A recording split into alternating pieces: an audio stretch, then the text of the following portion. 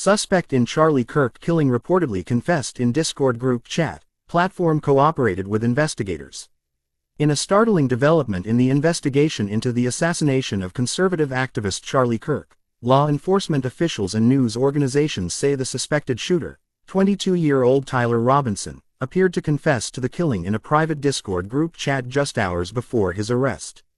Screenshots of the message, provided to journalists by members of the small online group, and statements from company and government sources have thrust the role of online communities into the spotlight as investigators piece together what led to the targeted attack.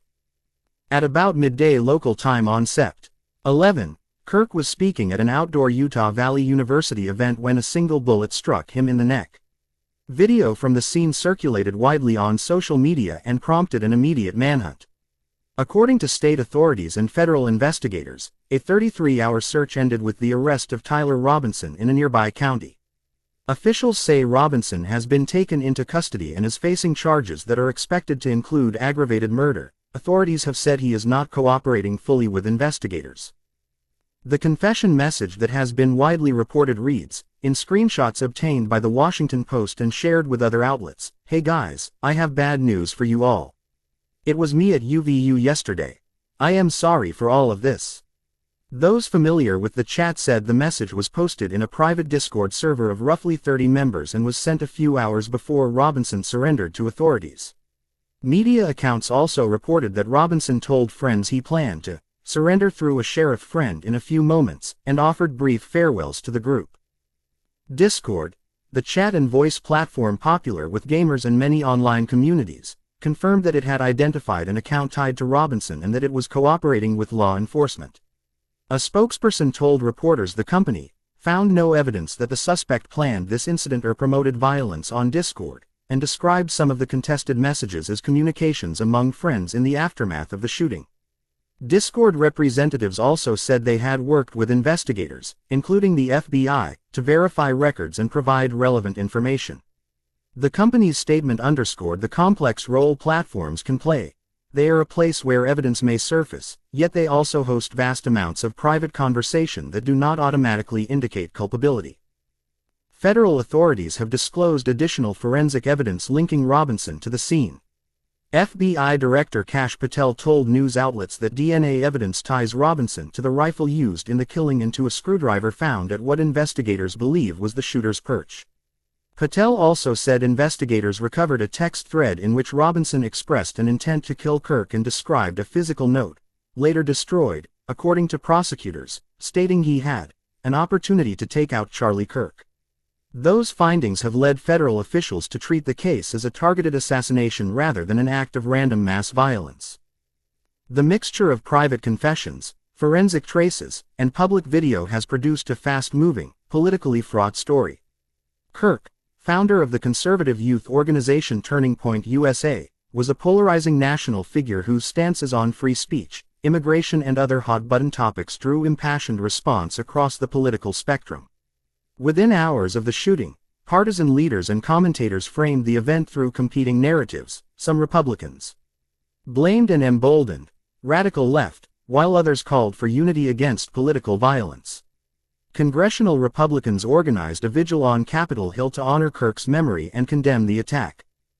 Investigators say Robinson's family alerted authorities after he expressed guilt, and law enforcement has been canvassing acquaintances and digital contacts to determine whether the act was committed alone or with assistance.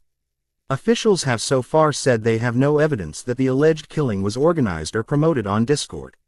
Still, the case has revived attention to how private online spaces can become repositories for incriminating material and for the kinds of social dynamics that can precede real-world violence.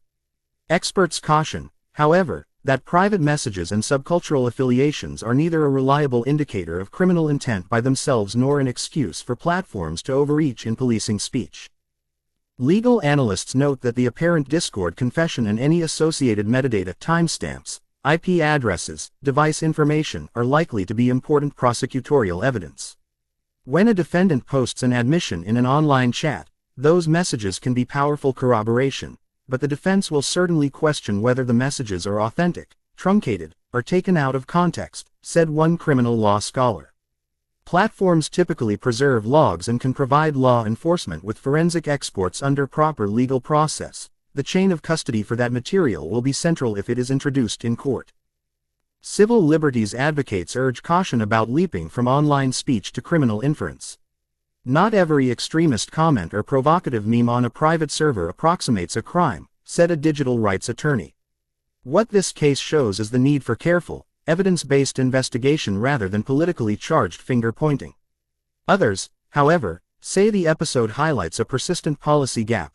Moderation systems struggle to detect private planning in ephemeral or invite-only spaces, leaving law enforcement to rely on tips, family contacts and after-the-fact screenshots.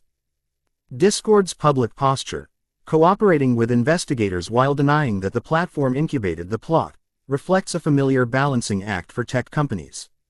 The platform has in recent years invested in safety teams and improved reporting tools, but it has also resisted broad surveillance of private communications on privacy grounds.